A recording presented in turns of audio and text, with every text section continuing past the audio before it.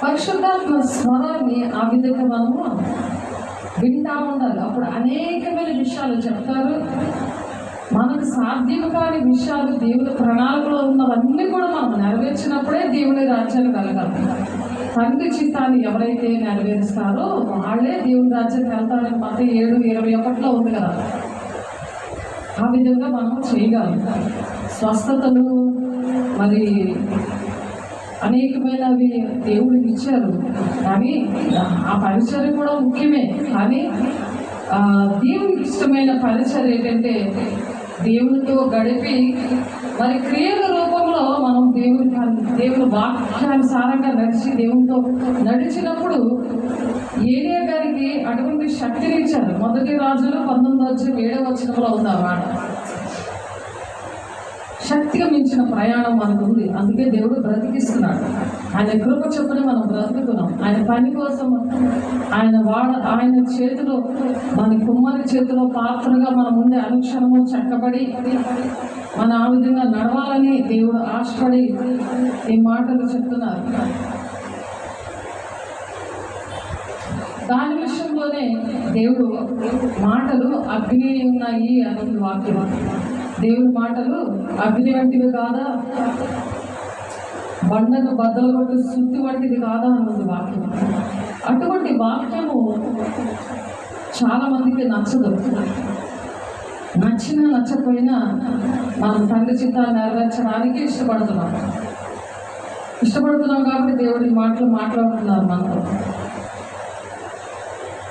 ఆ వాగ్దానము అర్థమయ్యే విశ్వాసం అనేది ఉండాలి. వాగ్దానం అంటే దేవుని రాజ్యానికి వెళ్ళడం. దేవుడు మనకి ఇచ్చిన నిబంధన. దేవునికి మనకి మధ్యన ఒక నిబంధన ఉంది, ఒప్పందం కదా. ఆ నిబంధన బట్టి మనం కొనకను బెనకుండా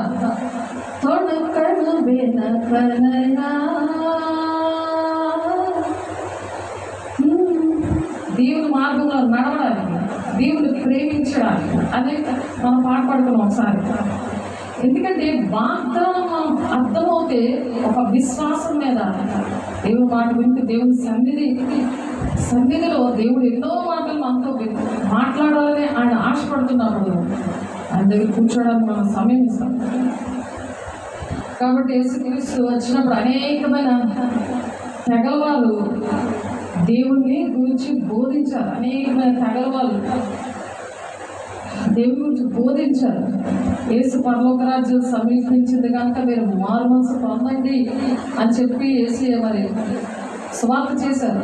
బాప్తిస్మం ఇచ్చే యోహాన్ గారు కూడా మరి ఆ బోధకి అలా మారు మనసు పొందండి అని చెప్తున్నారు. ఇప్పుడు కూడా అనేకమైన బోధలు వచ్చి మారు మనసు పొందండి, దేవుని వాక్యం ఏంటో, సత్యవాక్యం ఏంటో, విప్పబడిన వాక్యం ఏంటో అది మీరు అనుసరించండి. తండ్రి చిత్తాన్ని నెరవేర్చడానికి మీరు కొత్తగా జన్మిస్తేనే కానీ దేవుని రాజ్యంలో ప్రవేశం లేదు అని చెప్పి యోహాను సువార్త 3:6 ఉంది.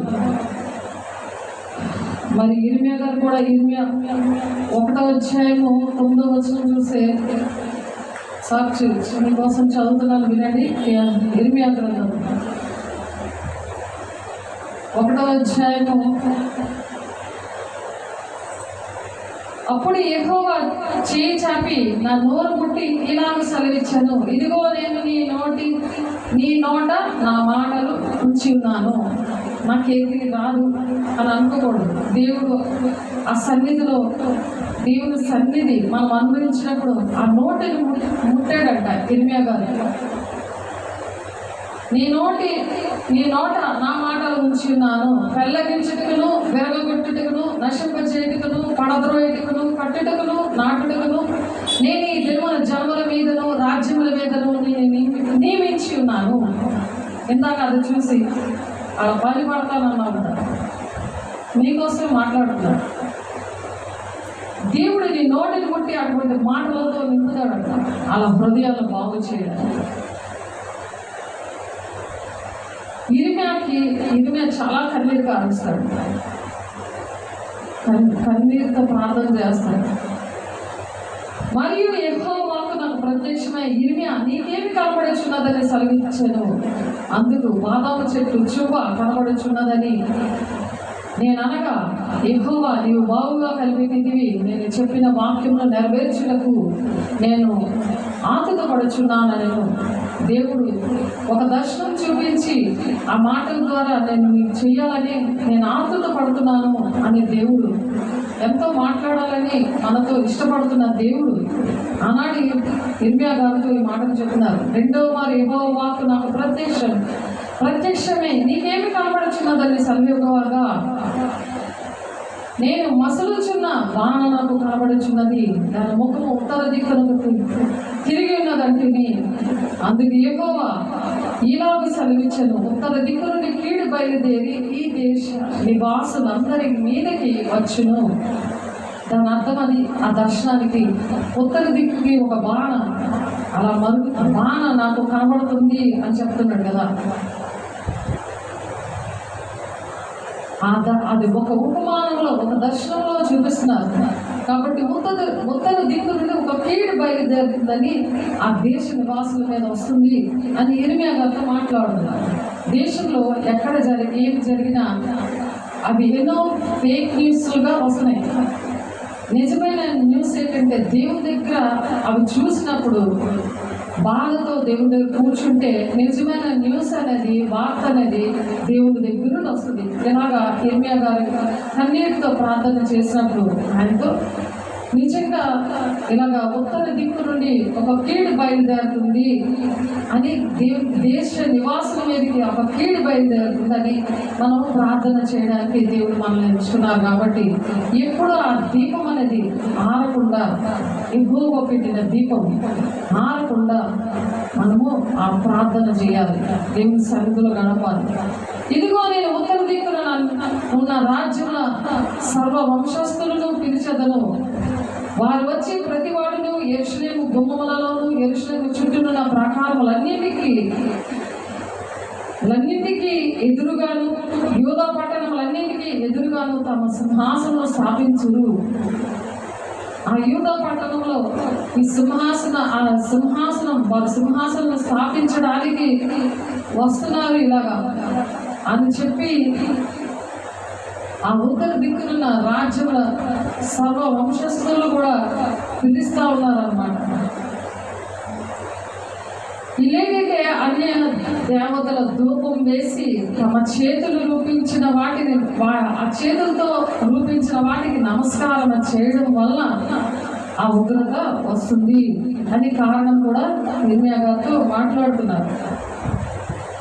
మనం అలాగ ప్రార్థన చేసినప్పుడు దేవుడు మరి విడిపిస్తారని, వాళ్ళు నిర్దోషులుగా ఉన్నా సరే అటువంటి నీతిగా ఉన్నవారు ప్రార్థన చేసినప్పుడు విడిపిస్తారని మనం శుక్రవారం వాక్యం నేర్చుకున్నాం. దీన్ని మండే అగ్ని, దేవుని అగ్నితో నింపబడిన వారు లక్షణాలు అన్నమాట. సాతాను అగ్ని, దేవుని అగ్ని, దేవుని స్వరము వింటారు. దేవుని అగ్నితో నింపబడిన వారు అగ్ని వాక్యము, దేవుడు అగ్ని వంటి వాక్యాన్ని వారికి అర్థమయ్యేలా బోధిస్తూ ఉంటారు. వాళ్ళు ఇష్టపడతారు. అలాగే ఇష్టపడితే ప్రకటన 22:18-19 ఉంది, ఏ తెగులు కూడా రాదు. కీర్తన గ్రంథంలో కూడా ఉంది, ఏ తెగులు నీ గుడారాన్ని సమీపించదు. గుడారం అంటే మన దేహం అనే గుడారము, ఇల్లు కూడా లెక్క వస్తుంది. మన దేహం అనే దేవుని ఆలయంలో ఉన్న గుడారము ఎప్పుడైతే దేవుని అగ్నితో నింపబడి అగ్ని వంటి వాక్యాలు వింటారో ఆ విధంగా దేవుని సన్నిధిని అనుభవించి దేవుడు అనేకమైన మాటలు అనేక మంది గురించి చెప్తున్నప్పుడు వాళ్ళ కోసం ప్రార్థన చేస్తారు. వాళ్ళ గుడారానికి ఏ తెగులు కూడా సమీపించదంట. ఇక్కడ ప్రకటన 8వ అధ్యాయము 5వ వచనము ఏముందంటే, ఒక దూత వచ్చి ధూపార్తిని చేత పట్టుకొని భూమి మీద కుమ్మరించినప్పుడు దేవుని ఉగ్రత అనేది వచ్చింది అని ఆ దూత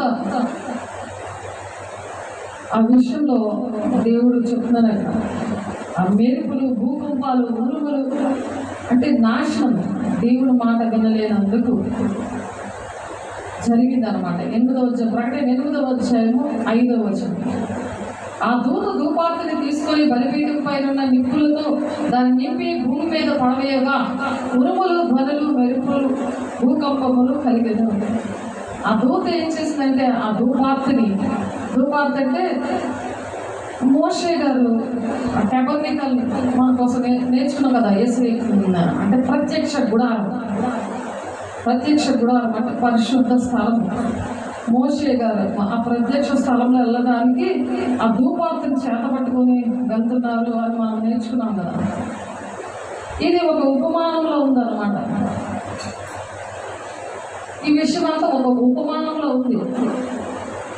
అయితే ఈ ఉపమానాలు ఎందుకు నేర్చుకోవాలంటే, దేవుని రాజ్యానికి వెళ్ళాలంటే ఉపమానాలు కంపల్సరిగా నేర్చుకోవాలి.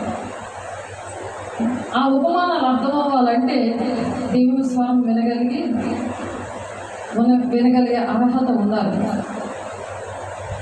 ఆ అగ్ని అంటే ఆ అగ్నిని నేను వచ్చి తిని అని చెప్తున్నారు కదా. ఆ అగ్ని అంటే ఏంటంటే యెషయా గ్రంథంలో ఉంది. దానికోసం చూద్దాం. యెషయా గారు దీనికోసం మాట్లాడుతున్నారు. 42వ అధ్యాయము 25వ వచనం. 42:25. అగ్ని అంటే ఏంటంటే, కావున ఆయన వారి మీద తన కోపాగ్నియు యుద్ధ బలమును కుమ్మరించను, అది వాని చుట్టూ అగ్ని రాజేశాను, అయినను వాడు దాన్ని గ్రహింపలేదు, అది వానికి అంటుకోలేను కానీ వాడు మనసును పెట్టలేదు. ఎన్ని శ్రమలు వస్తున్నా సరే మనసును పెట్టుకోరు. ఎందుకు ఇలా జరుగుతుంది, మారు మనసు పొందుకుందాం, దేవుని మార్గానికి వద్దాం, దేవుని మీద తిరగబడకుండా ఉందాం అని గ్రహించారన్నమాట. అందుకే దేవుని మాటలు అగ్ని వంటివి కాదా అని చెప్తున్నాడు. ఇర్మియా గారు చెప్తున్నారు ఆ మాటలు. ఈ అగ్ని వంటి మాటలు అంటే దేవుని మాటలు ఇష్టం ఉండదు. లోకానుసారంగా నడుస్తున్న వాళ్ళకి అదే ఇష్టం ఉండదు. అంటే సాతాను గాడికి చేతిలో ఉన్న వాళ్ళకి త్వరగా దేవుని మాటలు ఇష్టం ఉండదు. కావున సైన్యములకు అధిపతి దేవుడు నాకు యెహోవా ఇలాగ సెలవిచ్చుచున్నాడు, వారి ఈ మాటలు పలికినందున నా వాక్యములు వారిని కాల్చున్నట్లు. ఏంటి కాలుస్తున్నాయి? ఇందాక పెళ్ళగించుటకును అనే వాక్యం విన్నాం కదా. ఇందాక ఆ శక్తిని ఇస్తాడు. నోరు మీద చేయి పెడితే దేవుడు అటువంటి శక్తి వస్తుంది. దేవుడి వాక్యం, దేవుడి మాటలు అలా వివరిస్తారు, అలా చెప్తారు. అంటే ఎవరికి భయపడకుండా అది శక్తి. అంతేగాని భౌతికంగా చదవగొట్టడం కాదు, మోడలైజం చేయడం కాదు. దాంట్లో ఏమంటున్నారు ఇక్కడ? నా వాక్యముల వారిని కాల్చుటకు. మన వాక్యం ఏం చేస్తుందట? ఆళ్ళలో ఉన్న దుష్టుని కాలుస్తుంది. అలాంటి వాక్యం చెప్పడానికే ఇర్మియా గారికి పెదాల మీద చేతి మీద పెట్టి దేవుడు చేయి పెట్టారు. ఆయనతో బోడు మాటలు మాట్లాడాలని నాకు ఉందని చెప్తున్నా కదా. మీతో బోడు మాట్లాడాలని అని కోరుకున్నది, నాతో గడిపినప్పుడు మీరు నాకు ఆశ ఉంది నా పిల్లలతో అని మనము చెప్పుకుంటున్నాం కదా. వాళ్ళకి అలా గడిపితే నా వాక్యముల వారిని కాల్చినట్లును నీ నోట వాటిని అగ్నిగాను ఈ జనముల కట్టెలుగాను నేను చేసేదను. ఇదే యెహోవా వాక్కు. జనములు ఎలా ఉంటారు? కట్టెలుగా ఉంటారు. దేవుని బలిపీఠం అంతా. ఆ వాక్యం కూడా మనం ముందు చెప్పుకున్నాం. జనములు అంటే కట్టెలుగా చేస్తారట. ఆ వాక్యము, ఆ కట్టెలు అనే కట్టెలు దేవుడి వాక్యము నా నోట్లో నుంచి ఎలా వస్తుంది? అగ్నిలాగా మీ కట్టెలని మిమ్మల్ని కాల్చేటట్టు. ఆ కాల్చడం ఎందుకనంటే, ఆ కాలుస్తుంటే ఏం జరుగుతుంది? పాపం నుండి, దోషం నుండి, అతిక్రమాల నుండి, అక్రమాల నుండి విడుదల వస్తుంది. అది వాక్యం. అగ్ని వంటిది కాదా, బండను బద్దలు కొట్టే సుత్తి వంటిది కాదా నా వాక్యము. అది దేవుని అగ్ని అంటే.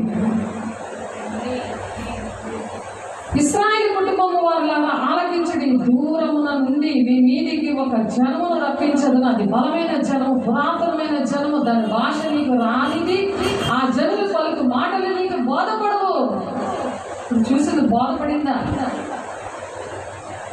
బాధపడకపోయినా సరే వారి అమ్ముల పొది తెరిచిన సమాధి వారందరూ బలాఢ్యులు, వారు నీ పంటను నీ ఆహారము నాశనం చేయుదురు, నీ కుమారులను నీ కుమార్తెలను నాశనం చేయుదురు, నీ గొర్రెలను నీ పశువులను నాశనం చేయుదురు, నీ ద్రాక్ష చెట్ల ఫలము నీ అంజూరపు చెట్లు ఫలమును నాశనం చేయుదురు, నీకు ఆశ్రయముగా నున్న ప్రాకారములు గల పట్టణములను వారు కత్తి చేత పాడు చేయుదురు. అయినను ఆ దినములను నేను మిమ్మల్ని శేషము లేకుండా నశింపజేయను. అలా ఉన్నా సరే శేషం లేకుండా మిమ్మల్ని మాత్రం నేను నశింపజేయను. ఇదే యెహోవా వాక్కు అని చెప్తున్నాను. వాళ్ళ వలన కోపాగ్ని దేవునికి రగిలింది. దేవుని మాట వినట్లేనందువలన దేవుని పిల్లలే అది దేవుని మాట వినట్లేదు. దేవుని దగ్గర అన్నీ కూడా బెనిఫిట్లు కోరుకుంటున్నారు, భౌతిక సంబంధమైన స్వస్థతలు కోరుకుంటున్నారు, శరీర సంబంధమైన కోరికలు, పెళ్లిళ్ళు, ఇల్లు అన్ని కోరుకుంటున్నారు. అగ్ని వంటి వాక్యాన్ని అంగీకరించినట్టే యాక్టింగ్ చేస్తున్నాడు. యాక్టర్స్ లాగా ఉన్నారు, ద్రోహం చేసి వెళ్ళిపోతున్నారు, దేవునికి సేవకులకి హాయ్ బాయ్ చెప్తున్నారు. వాళ్ళ పరిస్థితి ఇలా ఉంటుందని దేవుడు చెప్తున్నారు. దేవుని సన్నిధిలో గడపకుండా దేవుడిచ్చిన ఆశీర్వాదాలు అని చెప్పుకొని సాతానుతో ఎంజాయ్ చేస్తున్నారు. అంటే తండ్రి చిత్తాన్ని నెరవేర్చడానికి నేను బ్రతుకుతాను అని మాట ఇచ్చి తప్పిపోతున్నారు.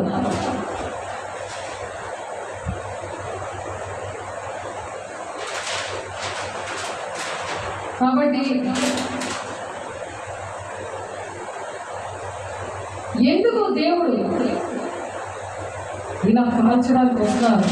Why is God talking about consuming people with fire? ఇలాంటి మనుషుల కోసం ఎందుకు ఆయన అలాంటి అగ్నిని పట్టుకొని వస్తానంటున్నాడు? సత్యమును వెతికే ఒక వ్యక్తి ఉంటే చాలు, యెరూషలేమును క్షమిస్తానంటున్నాడు. ఇటువంటి ప్రజల దగ్గర ఒక్క మనిషి ఉంటే చాలు, నేను వాళ్ళందరినీ కాపాడుతానంటున్నాడు దేవుడు. చూడు ఎంత మంచి దేవుడు. మరి వాళ్ళని కాపాడడానికి అటువంటి ప్రజలు బాగు చేయడం నేనున్నాను అని చెప్తున్నామా? చెప్పండి, నేనున్నాను ప్రభు, నేనున్నానయ్యా. నేను అటువంటి పరిస్థితుల్లో అటువంటి వారిని బాగు చేయడం నేను ప్రార్థన చేస్తాను. నేను అటువంటి వాక్యాన్ని నేర్చుకుంటాను. అగ్ని వంటి వాక్యము నాకు కావాలి. అటువంటి ప్రజల కోసం నేను ప్రార్థన చేయడానికి, వాళ్ళని ప్రకటించడానికి. వెంటనే దేవుడు దానికి కావాల్సిన శక్తిని ఇస్తాడు. ఎప్పుడైతే అలాగా దేవుని దగ్గర ప్రాయపడతామో దేవుడు శక్తి ఇస్తాడంట. ఏలియాకి ఇచ్చిన శక్తి అలా మనకు కూడా ఇస్తానంటున్నాడు. నేనున్నాను అని చెప్పే సమయాలకు కూడా నేనున్నాను అని చెప్పు అంటాడు ఏలియా. ఆయన స్వరం విన్నప్పుడు, వాళ్ళు విడిచిన టైంలో అంత చంటి పిల్లల దగ్గర నుంచి వృద్ధుల వరకు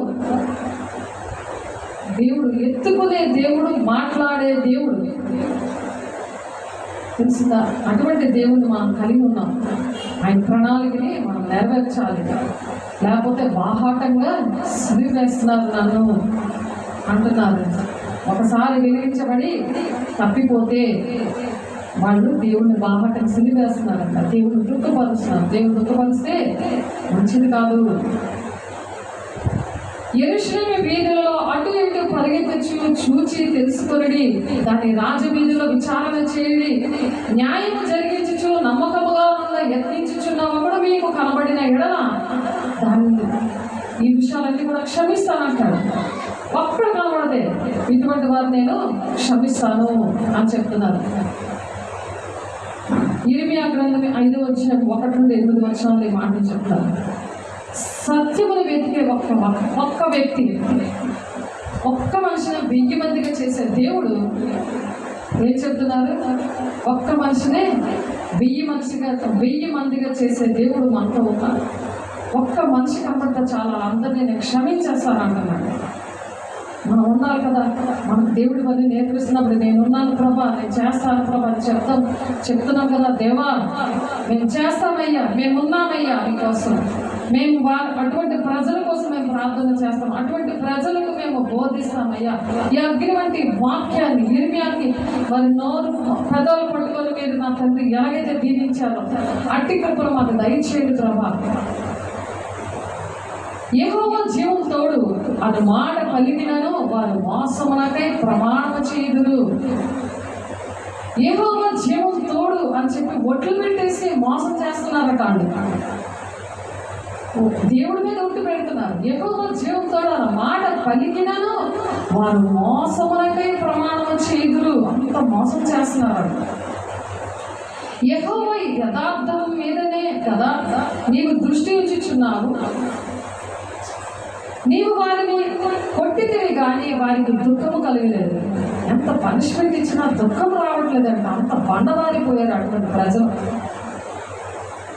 వారిని కొట్టితివి కానీ వారికి దుఃఖము కలగలేదు. వారిని క్షీణింపచేయుచున్నావు కానీ వారి శిక్షకు లోబడనల్లకున్నారు. రాతి కంటే తమ ముఖములను కఠినముగా చేసుకొని ఉన్నారు. మల్లులకు సమ్మతింపరు. మారుమనసు పొందుకోవడానికి వాళ్ళకి సమ్మతించట్లేదంట. నేను ఇట్లా అనుకోండి, మీరు ఎన్నిక లేని వారే ఉండి యెహోవా మార్గమును తమ దేవుని న్యాయ విధిని ఎరుగక బుద్ధిహీనులై ఉన్నారు. ఘనులైన వారి వద్దకు పోయేదను వారితో మాటలాడేదను. వారి యెహోవా మార్గమును తమ దేవుని న్యాయ విధిని ఎరిగిన వారే ఇందురు కదా అని నేను అనుకుంటేనే. అయితే ఒకడును తప్పకుండా వారు కాడిని విరిచిన వారుగాను కట్లను తెంపుకుని వారుగాను ఉన్నారు. ఘనులైన వారే అంటే చక్కగా దేవుడు ఆశీర్వదిస్తే మంచి పొజిషన్లో ఉన్నారు. కానీ వారు ఎలాగుంటున్నారు? వాళ్ళ దగ్గరికి వెళితే మాట్లాడదాం అనుకుంటే యెహోవా మార్గమును తమ దేవుని న్యాయ విధిని ఎరిగిన వారే ఎరిగిన అంటే వాళ్ళకి తెలుసు కదా అని అనుకుంటే ఒక్కడునూ తప్పకుండా వారి కాడిని విరిచిన వారుగాను కట్లను తెంపుకుని వారుగా ఉన్నారట. కాడిని విరిచేవారుగా ఆ కట్లను తెంపేవారుగా ఉన్నారనమాట. అంటే ఆ నిబంధన దేవునికి మనుషులకి అంటే దేవుని పిల్లలకు ఉన్న నిబంధనని దేవునితో కనెక్షన్ తెంపుకుందామనే ఉంటున్నారు. ఎంత ఆశీర్వాదకరంగా అయినా సరే, ఎంత కనులుగా ఉన్నా సరే. ఇది ఇర్మియా గ్రంథం 5వ అధ్యాయము 1 నుంచి 8 వచనాల్లో ఉంది. వారు తిరుగుబాటు చేసి బహుగా విశ్వాసఘాతకులయ్యారు కనుక అరణ్యము నుండి వచ్చిన సింహము వారిని చంపును. ఈ మధ్యన పేపర్లోని వాట్సాప్లను ఎక్కువ అరణ్యముల నుండి వచ్చేసి రోడ్డు మీదకి వచ్చి చాలా మందిని చంపేసింది సింహం, చిరుతపులు, సింహాలు. కారణం ఇది. అడవి కోడేలు వారిని నాశనం చేయును, చిరుతపులు వారి పట్టణముల యొద్ద పొంచి ఉండును. వాటిలో నుండి బయలుదేరి ప్రతి వాడు చీల్చబడును. దేవుని ఉగ్రత ఎలా పనిచేస్తుందో ఒకసారి ఆలోచించండి. తండ్రి చిత్తాన్ని నెరవేర్చకపోతే నువ్వు శారీరకమైన ఆ ఆలోచనతో ఉండి భూసంబంధమైనవి వెతుక్కుంటూ తండ్రి ప్రణాళిక నెరవేర్చకుండా నేను చేస్తానని చెప్పి నువ్వు మాట తప్పిపోయి తిరుగుబాటు చేస్తున్నావు కదా. నీతోనే మాట్లాడుతున్నాడు. జాగ్రత్త, సరి చేసుకో అని దేవుడు ప్రేమించి అగ్ని వంటి వాక్యం, దేవుని అగ్ని, సాతాను అగ్ని కోసం మనం నేర్చుకుంటున్నాం.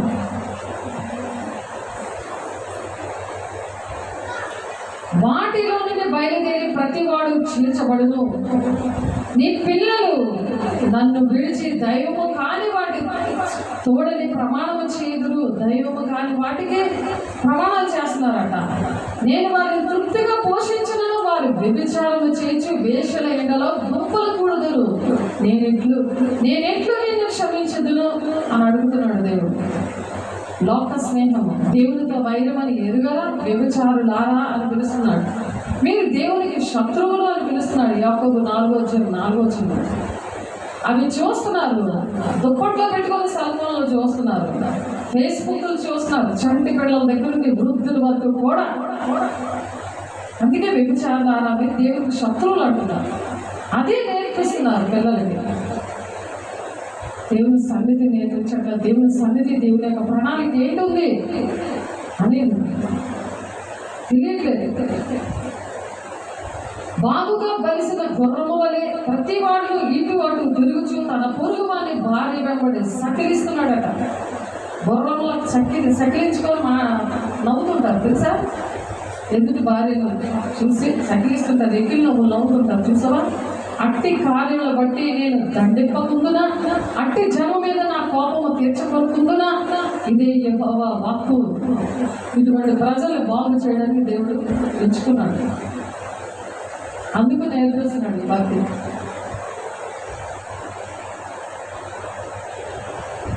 ఇది దేవుని అగ్నికి సంబంధించిన మాటలు. వీళ్ళు ఏం చేస్తారంటే దేవుని బిడ్డలే కానీ దేవుని పనికి వాడుకుందాము అని దేవుడు ఏర్పాటు చేసుకున్న బిడ్డలు ఏం చేస్తారంటే ప్రమాణం చేసి కూడా మాట తప్పిపోతారు. దొంగలు అన్నమాట.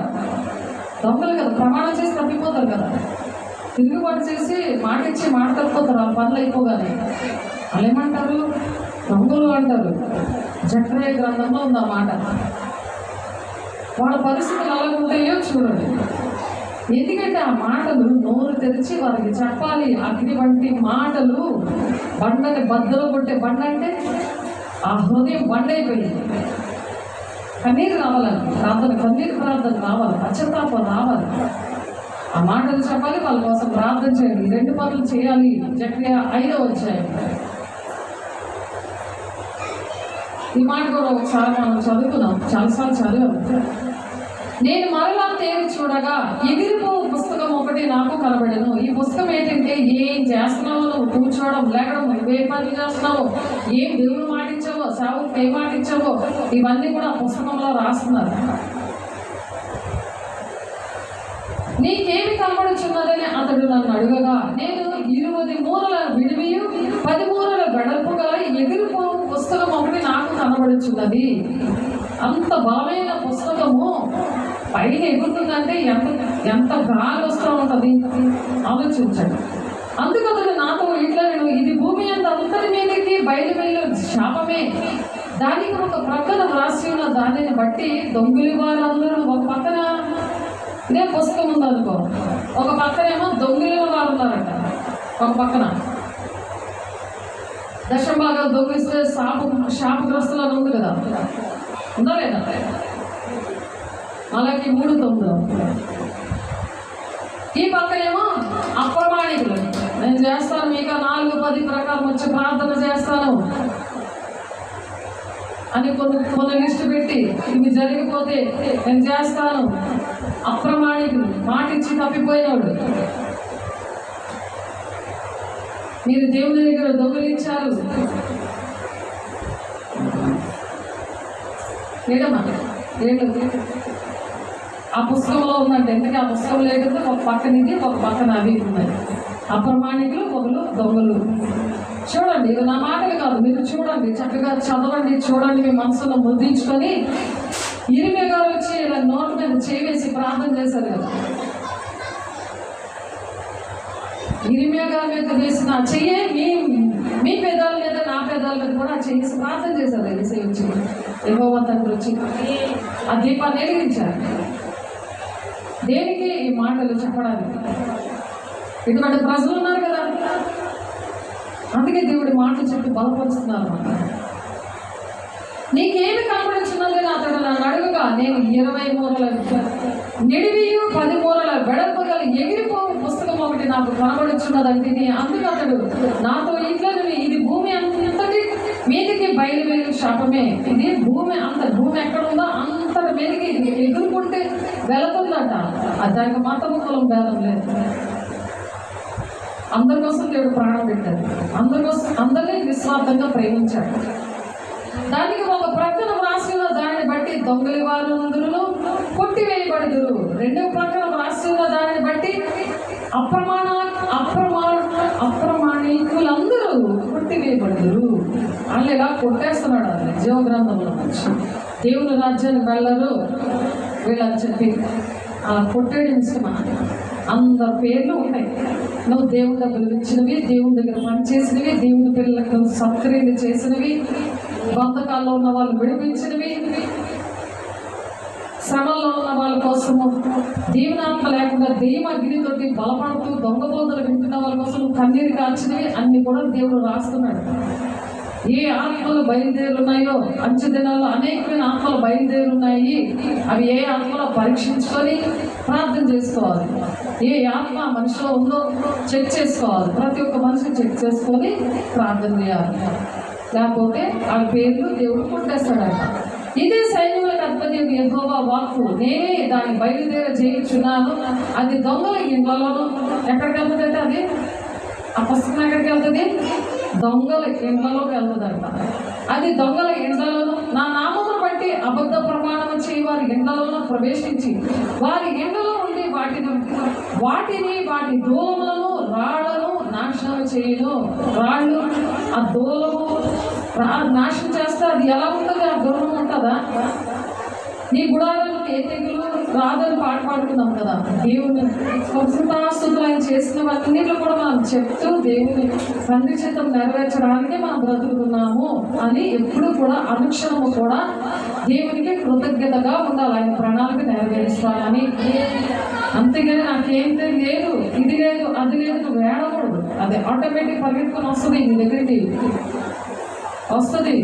ఈ ప్రణాళిక ఉంటే అప్పుడు నాతో మాట్లాడుచున్న దూత బయలు వెళ్ళి నీవు నిదానించి చూచి యువతలకు వచ్చినదేమిటో కనిపెట్టిమని నాతో చెప్పగా, ఇదేమిటని నేను అడిగింది. అందుకు అతడు ఇది పొల, ఇది బయలు వెళ్ళు తుమ్ము అనేను, మరియు లోకమంతకు జనులు ఇలాగన కనబడుతుందని చెప్పాను. జనులందరూ కూడా ఇది ఒక పొల అన్నమాట.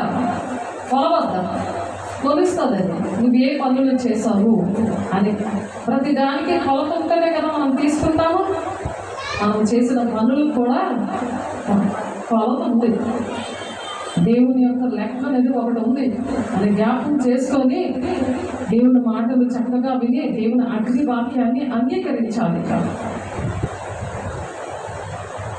ఈ అగ్ని ఎలా ఉందంటే, ఎలా దండించి వేస్తుందంటే, దేవుని బిడ్డలకి దేవుని అగ్ని దండించి వేసి వాళ్ళు ఎలా పరిశుద్ధపరుస్తుందంటే చూద్దాం. యెషయా గారికి అలాగ జరిగింది, మనకు కూడా అలాగ జరిగింది. జరగకపోతే మీరు ఇక్కడ కూర్చోరు. మీకోసం చదువుతున్నాను, జాగ్రత్తగా వినండి. ఆ అగ్ని అనేది నిత్యము పొందుకోవాలి. ఒకసారి పొందుకుంటే కాదు, 2 సార్లు పొందుకుంటే కాదు. యెషయా గ్రంథం 6వ అధ్యాయము 6-7 వచనాలు. అప్పుడు ఆ శరాబులలో ఉన్నప్పుడు, శరాబులు అంటే దూతలు అన్నమాట. ఆ శరాబులలో నప్పుడు తాను బలిపీఠం మీద నుండి కారు అంటే పట్టకారు అన్నమాట, కారుతో తీసిన నిప్పును చేత పట్టుకొని నా ఎదుటికి ఎగిరి వచ్చి నా నోటికి దాన్ని తగిలించి, ఇది నీ పెదవులకు తగిలేను గనుక నీ పాపమునకు ప్రాయశ్చిత్తమాయెను, నీ దోషము తొలగిపోయాను అనను. ఆ దూత ఆ కారుని తీసుకొచ్చి అగ్ని పట్టకాలతో తెచ్చి అగ్ని నీ నాలుగు తగిలించడం నీ పాపములన్నీ పరిశుద్ధపరచబడ్డాయి, అవన్నీ తొలగిపోయాయి అని చెప్తున్నాడు. దేవుని సన్నిధిలో నీకు జరుగుతుంది. దేవునితో కూర్చుంటే అది జరుగుతుంది. దేవుని సన్నిధి అందుకు మనకు కావాలి. ఇది నీ పెదవులకు తగిలేను కనుక నీ పాపములకు ప్రాయశ్చిత్తమాయను, నీ దోషము తొలగిపోయాను అనను. అప్పుడు నేను ఎవరు పంపెదను, మా నిమిత్తము ఎవడు పోవునని ప్రభువు సెలవీయగా వింటిని. అంతటా నేను చిత్తగించము, నేనున్నాను, నన్ను పంపుము అని చెప్తున్నాడు. ఇప్పుడు ఇందాకంతా మనం దేవుడిని అడిగాం కదా ఇందాక వాక్యాలు. ఇప్పుడు యెషయా గారు చెప్తున్నారు, నన్ను పంపించి నేను వెళ్తాను ఇలాంటి ప్రజల కోసం, ఇలాంటి ప్రజలకు నేను చెప్తాను. ఎందుకంటే నేను పరిశుద్ధంగా ఉన్నాను కదా, పరిశుద్ధమైన నాలుగుతో ఈ అగ్ని వాక్యం అని వస్తుంది. శరీరానుసారమైన మిక్స్డ్ టీచింగ్ అంటే శరీరానుసారమైన బోధ రాదు. మీరు దేవుడు నమ్ముకోండమ్మా మీకు స్వస్థతలు వస్తాయి, ఏంటి మీ పిల్లలు పడతారు, ఎటువంటివి రావు. అటువంటి బోధ రాదు. దేవుడు చేస్తాడు. దేవుడు మాట విన్నప్పుడు మొదటి నీతిని రాజ్యాన్ని వెతకండి, మీ పరలోకం తెలుసు మీకు ఏది కావాలో. అలాగే మొదటి యోహాను 3వ అధ్యాయం 21వ వచనంలో ఆయనకి ఇష్టమైనది చేయండి, మీరు ఏది అడిగితే ఆయన ఇస్తానంటున్నాడు. అలాంటప్పుడు నువ్వే ఎందుకు ముందు అడిగి కాపులు నీకెందుకు కొట్టించుకోవడం ఎందుకు? ఇందాక నేను కొట్టిందని కానీ వాళ్ళు వినట్లేదు, వాళ్ళు తిరుగుబాటు చేస్తున్నారా? నేను వాక్యం విన్నామా? కష్టాలు, కన్నీళ్ళు, సమస్యలు ఇవన్నీ అందుకు వస్తాయి. కాబట్టి తీర్పు ఇటువంటి వారికంట మరి సాతాను అగ్ని ఈ విధంగా ఉండదు. లేవి కాండము మరి ప్రకటన 11:5 కూడా ఒక మాట ఉంది. అది చూద్దాం. ప్రకటన గ్రంథము చక్కగా మనసులో రాసుకోవాలి, మీ బుక్స్లో రాసుకోవాలి. అనేక మందికి చెప్పడానికి ఇది వింటూ ఉండాలి, మరి ధ్యానిస్తూ ఉండాలి, దేవునితో మాట్లాడుకుంటూ ఉండాలి, వాక్యాలు చెప్పుకుంటూ. ఎవడైనా వారికి హాని చేయని ఉద్దేశించిన ఎడల వారి నోట నుండి అగ్ని బయలు వెడలి వారి శత్రువులను దహించి వేయును గనుక ఎవడైనా వారికి హాని చేయని ఉద్దేశించిన ఎడల అలాగున వాడు చంపబడవలెను. నోట్లో చేయొస్తుందట అగ్ని వాక్యం. ఎవడైనా వానికి హాని చేయని ఉద్దేశించిన ఎడల, నీకు ఎవరైనా హాని చేయాలని తలంచేయాలనుకో, శత్రులు మనం దురాత్మల సమూహంతో పోరాడుతున్నాం కదా, శరీరాలతో కాదు. ఆ శరీరానుసార్లు ఏం చేస్తారు, వాళ్ళు దురాత్మల సమూహం ఉన్నప్పుడు నిన్ను హింసపడ్డానికి వస్తున్నప్పుడు నీకు హాని చేయని ఉద్దేశించితేనట నోటి నుండి అగ్ని బయలు వెడలి వారి శత్రువులను దహించి వేయును. నోట్లో చేతి రావాలి, దేవుని అగ్ని లాంటి వాక్యం రావాలి. అది ఏం చేస్తుంది, ఆ దురాత్మ సమూహాన్ని కాల్ చేసి చంపేస్తుందట. ఎందుకు నేర్చుకున్నా అగ్ని వాక్యాన్ని? సరదాగా వినేసి పట్టుకోవడానికి ధ్యానించాలి, మనసులో హృదయంలో గట్టిగా ముద్రించుకోవాలి. నాకు ఎవరున్నారో కాదు, అగ్నిదేవుడు ఉన్నాడు అని చెప్పుకోవాలి. నా దేవుడు అగ్నిదేవుడు నాతో ఉన్నాడు, నా లోపల ఉన్నాడు అని నోరు తెరాలి. ఎందుకంటే నోరుని కాదుతో అగ్ని వస్తే అది నాలుగు తగలగానే అదే పాపంతో పోయింది కదా. అది రోజు దేవునితో ఆ విధంగా గడపాలి. తాము ప్రవచింపు దినములు వర్షము కురవకుండా ఆకాశము మూయిటకును వారికి అధికారము కలదు. వాళ్ళ ఆకాశాలు వర్షం పడుతుంటే పడద్దు, వర్షం ఆగు అంటే అది ఆగిపోతుందట. వర్షం ఎంగళపల్లిలో జొన్నగుడ్లో మరి భారతదేశాలు ఇస్తున్నప్పుడు అలాగే బోర్మని అంత వర్షం ఆగిపోయింది. తెలుసు, ఎందుకంటే అగ్ని వాక్యం 99 దేవుడు నాకు నేర్పిస్తున్నాడు. మీ ఇద్దరికి భారతదేశాలు ఇస్తున్నప్పుడు కూడా పెద్ద వర్షం అయినా సరే ఆట తీసుకొని పదాలు చెప్పి ఒక బస్తాడు విగ్రహాలు ఫోటోలు ఇవన్నీ దరిద్రం అంత పట్టుకొని పారేసి పదలేదు. అక్కడ చెరువు దగ్గర మాత్రం అక్కడెక్కడైతే దేవుడు ఎప్పుడు బలిపోయింది ఎన్ని బాప్తిసాలు అక్కడ దేవుడు ఇప్పించారు, అక్కడే ఇచ్చానండి. మరి ప్రతి బాప్తిసం అక్కడే కూడా అక్కడికి వెళ్ళేసరికి చిరిగలేదు, ఫుల్గా ఆరిపోయింది. చూడండి, అగ్ని వంటి వాక్యం కలిగి ఉంటావా? దేవుడు నీ పక్షం నుండి ఇలాంటి కార్యాలు చేయడానికి ఇష్టపడుతున్నాడు. లేకపోతే దెయ్యాలు మోగతోనే దెయ్యంతో పక్కనే దెయ్యం వచ్చి పడుకుంటాడు, దెయ్యాలు మోగతో ఉంటాడు. అమ్మో నా మనిషి అనుకుని పట్టుకుంటా గట్టి పట్టుకొని బాగుంటుందా? దెయ్యంతో పోరాడనేది శరీరంతో కాదంటాడు. ఎఫెసీ 4:11-12-13 వచనాలు. దురాత్మల సమూహంతో మనం పోరాడుతున్నాం. తెలుసుదా? సర్వాంగ కవచాలు తెలుసు కదా. నీతని మైమర్పు, నీతని వస్త్రాలు, నీతని మైమర్పు అంటే నీతి కార్యాలు సత్క్రియలు చేస్తే నీతి వస్త్రాలు ఉంటేనే పరలోక రాజ్యం. దగ్గర మెరుస్తూ ఉంటాయి, మహిమ వస్త్రాలు ఇస్తారు దేవుడు. నీతి కార్యాలు చేసిన వాడుగా ఆ వస్త్రాలు వస్తాయి. ఈ వస్త్రాలతో వెళ్ళం. తెలిసిందా? వాక్యం అనే ఖడ్గం ఇప్పుడు అగ్ని వాక్యంతో నోట్లో నుంచి వస్తుందని చెప్తున్నారు. దేవుడు మాట్లాడుతున్నారు. సమాధాన సువార్త వల్ల సిద్ధమనిసిన చూడు, అందరినీ ప్రేమించుకుంటూ అందరితో సమాధానం, సహోదరులు ఐక్యత కలిగి ఉంటే ఎంత మేలు, ఎంత మనోహరం ఉంది. శత్రువుని ప్రేమించమన్నాడు, హింసించే వారి కోసం ప్రార్థన చేయమన్నాడు. అలాగే సమాధానంగా ఉండాలి. విశ్వాసం, దేవుడితో విశ్వాసము కలిగి ఉండాలి. నా దేవుడు నమ్మదగిన దేవుడు, నన్ను ఇలా వాడుకుంటాడు, నన్ను ఇలా బ్రతికిస్తున్నాడు, దానికోసమే నేను బ్రతుకుతున్నాను. అటువంటి విశ్వాసమైన డాలు సాధారణ నీ మీద హింస పెడుతుంటే ఆ డాల్ ఉపయోగించి ఆ అగ్ని నోట్లో నుంచి వాక్యం అనే ఖడ్గంతో పోరాడాలి. మనం పోరాడుతున్న దురాత్మల సమూహంతో, ఒకరితో కాదు. ఎందుకంటే ఒక మనిషినే 1000 మందిగా చేశాడు కాబట్టి. అలాగే నేను ఒంటరిగానే నేను ఏ పరిచయం అయినా సరే దేవుడు ఎన్నో కార్యం చేశాడు, ఎన్నో చీకట్లు వెళ్ళగొట్టడం, ఎంతో మందికి మరి ఎన్ని బంధకాలను విడిపించడం, బాప్తీసాలు ఇవ్వడం. ఆ బాప్తీసాలు ఇస్తున్నప్పుడు దేవుడు ఏసైనా నాలో నన్ను చూడడం, ఆ వాటర్తో వేసే రక్తంగా మారడం, వాళ్ళ జ్ఞానేంద్రాలు తెరవడం, ఆ సేవకుడిని కళ్ళు తెరువు అని అంటే ఏరియా వెంటనే అగ్ని రథాలతో సైన్యం అలాగా కంచె వేసేసింది. తెలుస్తుందా? రాజుల గ్రంథంలో ఉంటుంది ఏలియా విషయంలో. కాబట్టి దేవుడు కంచె ఉంటాడు, అగ్ని వాక్యంతో పెంచు తిన్నాడు దేవుడు. అందుకని మరి సాతాను అగ్ని, ఇది దేవుని అగ్ని కదా. మన సాతాను అగ్ని 2 మాటలు చెప్తూ పొందించారు. లేవి కాండంలో ఉన్నది ఆ మాట. ఓల్డ్ టెస్టిమెంట్లో పాత నిబంధనలో మరి మోషే గారు రాసిన 5 కాండాలలో లేవి కాండము చూడగల వారు చూడండి, చక్కగా రాసుకోండి. లేవి కాండము 10వ అధ్యాయము 1-2 వచనాలు. అహరోను కుమారులైన నాదాబు, అబీగోలు తమ తమ ధూపార్తులను తీసుకొని వాటిలో నిప్పులించి వాటి మీద ధూప ద్రవ్యము వేసి యెహోవా తమకు ఆజ్ఞాపింపని వేరొక అగ్నిని ఆయన సన్నిధికి తెచ్చారట. వేరొక అగ్నిని దేవుని సన్నిధికి తెచ్చారు. యెహోవా సన్నిధి నుండి అగ్ని బయలుదేరి వారిని కాల్చివేసెను.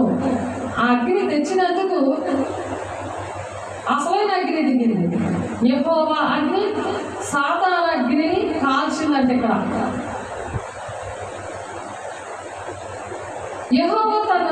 యెహోవా సన్నిధి నుండి అగ్ని బయలుదేరి, యెహోవా సన్నిధికి సాతాను అంటే వేరొక అగ్నిని ఆయన సన్నిధికి తెచ్చారట. తేగానే యెహోవా సన్నిధి నుండి అగ్ని బయలుదేరి వారిని కాల్చివేశారు. ఎవరు తెచ్చారో వాళ్ళని కాల్చేసిందంట ఆ అగ్ని. వారి యెహోవా సన్నిధిని మృతి పొందిరి. చూసావా దేవుని అగ్నికి సాతాను అగ్నికి ఎంత పవర్ ఉందో? పవర్ చూపిస్తున్నాడు యెహోవా అగ్ని యొక్క పవర్ ఏంటని. ఆ పవర్ మనము కలిగి ఉన్నాము. అది రోజు కూడా వంట ఆరిపోతుందా లేదా అని చెక్ చేసుకోవాలి. అది ఆరిపోతే ఏం చేస్తారమ్మా? మళ్ళీ బొగ్గులేసి మళ్ళీ ఊరి చేస్తారు కదా, దారిపోతే ఇస్తారా? అప్పుడు వంట ఎలాగవుతుంది? అలాగే దేవుని రాజ్యానికి వెళ్ళడానికి ఈ ప్రార్థన వాక్యముతో కూడిన ప్రార్థన చేయాలి. పుట్టు ప్రార్థనలు వెళ్ళవు. సరి చేసుకుంటూ, దిద్దుబాటు చేసుకుంటూ, సరైన సమయంలో మనము మత్తయి 24వ అధ్యాయంలో ఉంటుంది. బుద్ధిమంతుడైన దాసుడు ఏం చేస్తాడంటే సరైన సమయంలో ఆ ఆహారం ఇస్తాడట. ఆ ఆహారమే వాక్యం. అది తినాలి. ఊసేయడం కాదు. ఊసేయడం అంటే ఏంటి? నిద్రపోవడం. వాక్యం చెప్తుంటే పడుకోవడం, పుడుకోవడం లాగా. సాతాను కూడా వస్తాడు, ఆడు నెలగొట్టాలి. దేవాని ప్రణాళికలో ఉన్నాను ఆడు విన్నప్పుడు పక్కనే వచ్చి వాక్యాన్ని ఎత్తుకుపోతాడు, గురుగులు జల్లేస్తాడు. దేవుని వాక్యం ఎత్తుకుపోతాడు, గురుగులు జల్లేస్తాడు. ఆ గురుగులు సాధారణంగా పెరుగుతుంటే ఆ మొక్కలు ఓహో దేవుడే నాలో ఉన్నాడు కాబట్టి పెరుగుతున్నాయంటే ఆ తలంపులతో నీ ఉద్దేశాలతో అలాగే గురుగులు పెరిగిపోయి తిరుగుబాటు చేయడం స్టార్ట్ చేస్తారు. ఆ గురుగులు పడనివ్వకూడదు, అలా నిద్రపోకూడదు. నిద్రించి చూడగా గురుగులు విత్తిపోయేలా ఉంది వాక్యం. మత్తయి 13వ అధ్యాయంలో దేవుడు ఎందుకు అంత క్లియర్గా చెప్తున్నాడు? నీ హృదయంలో ఏమి నాటుకుంటున్నాయో జాగ్రత్త, చెక్ చేసుకోవాలి. ఎలా ఉన్నావో? దేవుని అగ్ని ఉందా? దెయ్యం అగ్ని ఉందా? సాతాను అగ్నిని తెస్తున్నావా? నువ్వు దేవుని సన్నిధికి సాతాను అగ్ని తెస్తే మృతి నొందుతారని ఉంది. అది ఏదో కూడా చెక్ చేసుకోలేని పరిస్థితి ఉన్నదనుకో ప్రమాదం అన్నమాట. ఇప్పుడు మలాకీ గ్రంథం 4వ అధ్యాయము 1-2 వచనాలు చూద్దాము. అయిపోయింది. మలాకీ పరిశుద్ధ వందనాలే. మలాకీ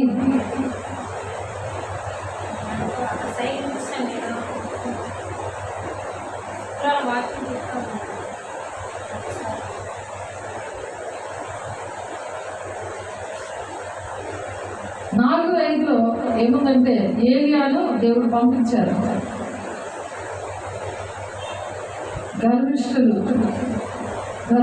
అంటే వాళ్ళు ఏంటంటే తిరుగుబాటు చేసే ప్రజలు అన్నమాట. తిరుగుబాటు చేస్తూ ద్రోహం చేశారు. వెళతానని చెప్పి ద్రోహం చేశారు. దేవునికి పని చేస్తానని చెప్పి దేవునికి వీపు చూపించారు. వెళతానని చెప్పి కొందరు మోసం చేశారు. ఎవరైనా మీలో ఒకరైనా వెళతారా? ఈ మాటలు చెబుతారా?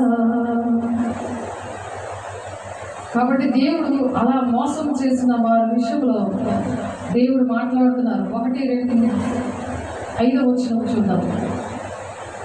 ఏలైనగా నియమింపబడిన దినము వచ్చుచున్నది, కొలుము కాలునట్లు అది కాలును. మలకి 4:1 ఏలైనగా నియమింపబడిన దినము ఒకటి అసలు వాళ్ళు ఎలా ఉంటారంట? కొలిమి కాలునట్లు అది కాలును. గర్భిష్ఠులందరూ దుర్మార్గులందరూ కొయ్య కాలు వలె ఉందరు. వారిలో ఒక్కరికి వేరేను చిగురేను లేకుండా రాబో దినము అందరినీ కాల్చివేయనని సైన్యములకు అధిపతి యెహోవా సెలవిచ్చుచున్నాడు. అయితే నా నామమందు భయభక్తులు గలవారు మీకు నీతి సూర్యుడు ఉదయించును. ఎవరికి? నేను వెళ్తాను అన్నవారికి మీకు నీతి సూర్యుడు ఉదయించును. అతని రెక్కల ఆరోగ్యము కలుగజేయును. ఎందుకు ఆరోగ్యం లేదు?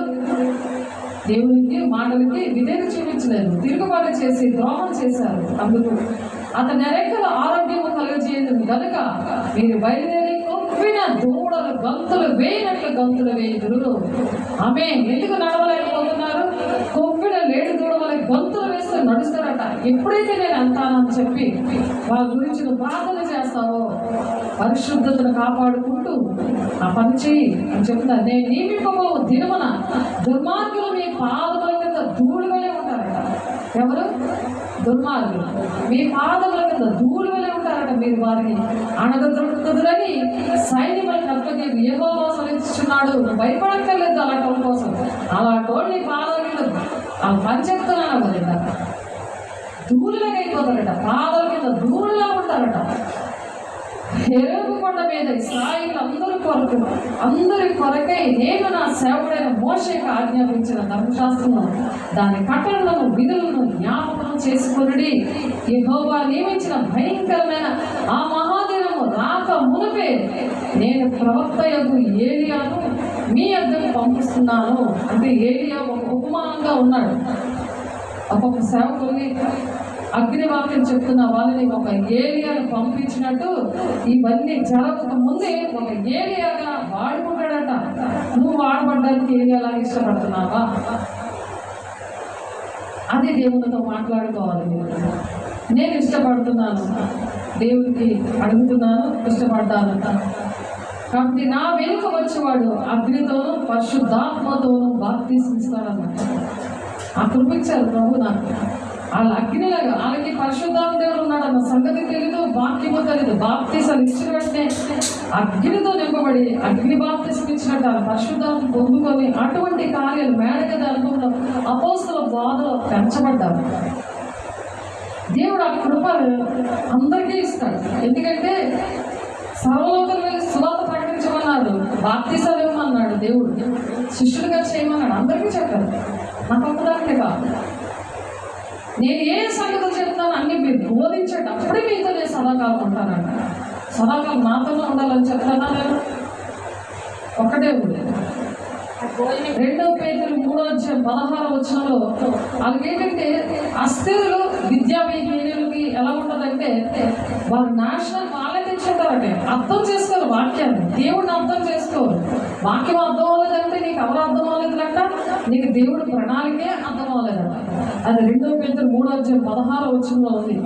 కాబట్టి నా ఇది విశ్వాసం వచ్చి ప్రతి వాడు చీకటిలో నుంచి దేవుడు బయటికి తీసుకొస్తారట. ఆ 48 ఒక తీర్పు అనేది తీరుస్తానని ఉంది వాక్యం. అదొక మాట చూసుకొని ముగించేద్దామా? యోహాను 12:48 ఆ తీర్పులోకి రాకుండా ఉండడానికి ఈ మాటలు చదువుతున్నాను. యోహాను గారు రాసిన సువార్త 12వ అధ్యాయం 47వ వచనం. నన్ను నిరాకరించి నా మాటలను అంగీకరింపని వానికి తీర్పు తీర్చువాడొకడు కాడు. నేను చెప్పిన మాటే అంచె దినమందు వారికి తీర్పు తీర్చును. ఏలైనగా నా అంతటా నేనే మాట్లాడుట లేదు. నేను ఏ మనవలనో ఏమి మాట్లాడవలనో దాని గురించి నన్ను పంపిన తండ్రి నాకు ఆజ్ఞాపించి ఉన్నాడు అని దేవుడు చెప్తున్నాడు. తండ్రిని దేవుడు ఏసైని పంపించారు, ఆయన తండ్రి చిత్తాన్ని నెరవేర్చారు. అలాగే నన్ను పోలి నడవండి అన్నారు. కాబట్టి మనం కూడా తండ్రి చెప్పిన మాటలు ఈ విధంగా చెప్పాలి.